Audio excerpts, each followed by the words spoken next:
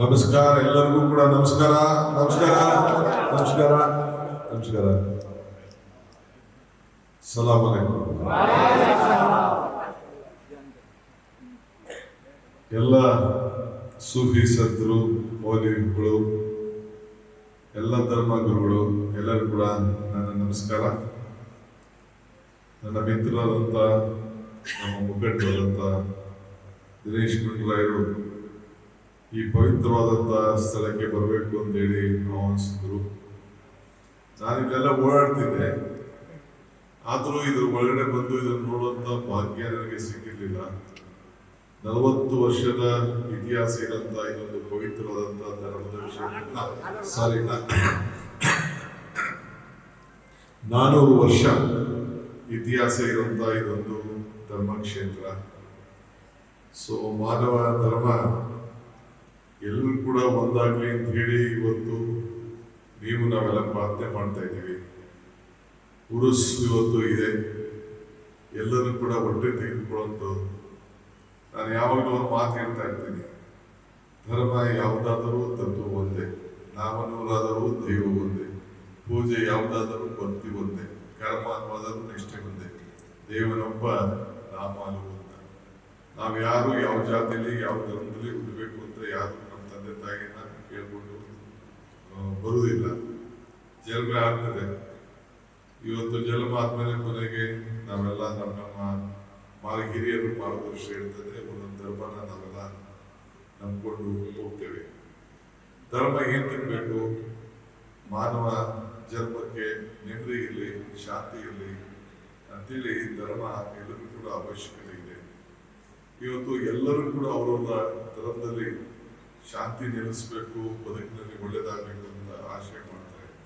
ಯಾವ ಧರ್ಮದಲ್ಲೂ ಇನ್ನೊಬ್ಬರಿಗೆ ದ್ವೇಷ ಮಾಡುವಂತ ಎಲ್ಲೂ ಇಲ್ಲ.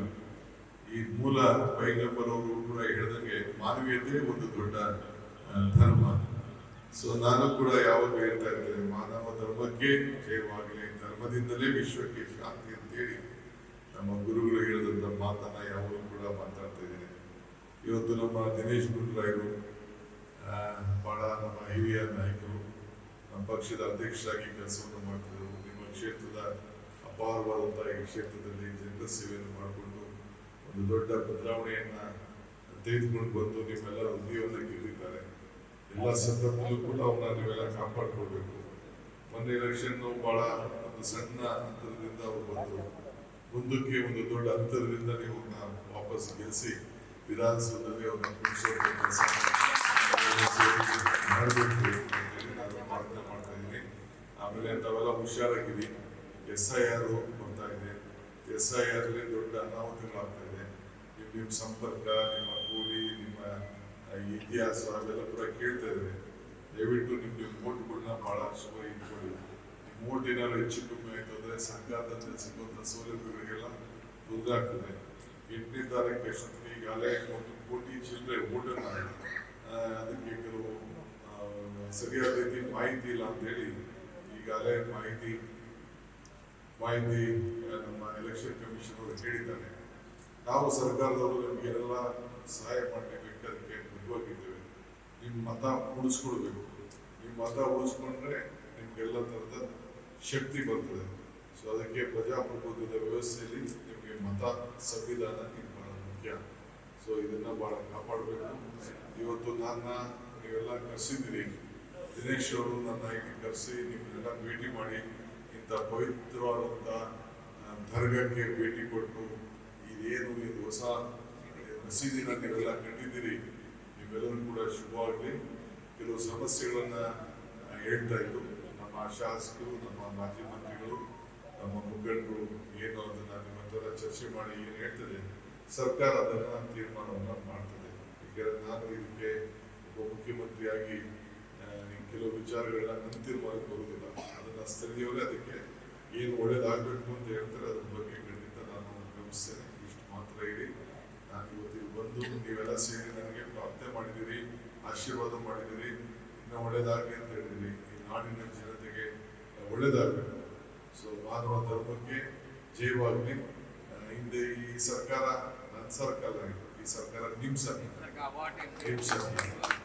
ಇದು ನಿಮಗೆಲ್ಲ ರಕ್ಷಣೆ ಮಾಡುವಂಥ ಸರ್ಕಾರ, ಎಲ್ಲ ಧರ್ಮದವರು ಕೂಡ ಒಟ್ಟು ತೆಗೆದುಕೊಂಡು ಹೋಗುವಂಥ ಸರ್ಕಾರ. ಇವತ್ತು ನಾವು ಎಲ್ಲರೂ ಕೂಡ ರಕ್ಷಣೆ ಮಾಡಬೇಕು. ನಮ್ಮ ಸಂವಿಧಾನ ಏನಿದೆ ಅದನ್ನು ನಾವು ರಕ್ಷಣೆ ಮಾಡಬೇಕು. ಇದು ನಿಮಗೆಲ್ಲ ಬಹಳ ಯಾವ ಥರದ್ದು ಕೂಡ ಬೆಂಗಳೂರು ನಗರದಾಗಲಿ ರಾಜ್ಯದಾಗಲಿ ಏನು ದಬ್ಬಾಳಿಕೆಗಳು ಇದೆಲ್ಲ ನಡೀತು, ಅದಕ್ಕೆಲ್ಲ ನಾವು ಅವಕಾಶ ಕೊಡೋದಿಲ್ಲ. ಎಲ್ಲರೂ ಕೂಡ ಪ್ರೀತಿಯಿಂದ ಭಾವನೆಯಿಂದ ಎಲ್ಲರೂ ಕೂಡ ಯಾವುದೇ ಜಾತಿಯಲ್ಲಿ ಯಾವುದೇ ಧರ್ಮಕ್ಕಾಗಲಿ ನಯಿಸದೇ ರೀತಿಯಲ್ಲಿ ನಾವು ಆಡಳಿತವನ್ನು ಮಾಡಬೇಕು. ಆ ನಿಟ್ಟಿನಲ್ಲಿ ನಮ್ಮ ಸರ್ಕಾರ ಮುಂದಕ್ಕೆ ಹೋಗ್ತದೆ. ಸೊ ನಿಮ್ಮ ಆಶೆ ಆಕಾಂಕ್ಷೆ ಇವತ್ತು ಏನು ನಾನೊಂದು ಪಕ್ಷ ಇದ್ದೇನೆ, ಆ ಪಕ್ಷ ನಿಮಗೆ ಎಲ್ಲ ಸಂದರ್ಭದಲ್ಲೂ ಕೂಡ ರಕ್ಷಣೆಯನ್ನು ಕೊಟ್ಕೊಂಡು ಬಂದಿದೆ. ಆ ಕೆಲಸವನ್ನು ಮಾಡ್ತಾರೆ. ನೀವು ಕೂಡ ಬಹಳ ಜನ ವಿದ್ಯಾವಂತಿದ್ದೀರಿ, ಬುದ್ಧಿವಂತಿದ್ದೀರಿ, ಪ್ರಜ್ಞಾವಂತಿದ್ದೀರಿ. ನಿಮ್ಮ ಮಾರ್ಗದರ್ಶನ ಕೂಡ ಸರ್ಕಾರಕ್ಕೆ ಅವಶ್ಯಕತೆ ಇದೆ. ಏನಾದರೂ ಇದ್ದರೆ ದಯವಿಟ್ಟು ನಮ್ಮ ಮುಖಂಡರು ಕೂಡ ತಿಳಿಸಿ. ಖಂಡಿತ ನಿಮ್ಮ ಸೇವೆಯನ್ನು ನಾವು ಖಂಡಿತ ನಾವು ಮಾಡ್ತೀವಿ. ನಿಮ್ಮೆಲ್ಲರೂ ಕೂಡ ಒಳ್ಳೆಯದಾಗಲಿ. ಎಲ್ಲರಿಗೂ ನಮಸ್ಕಾರ.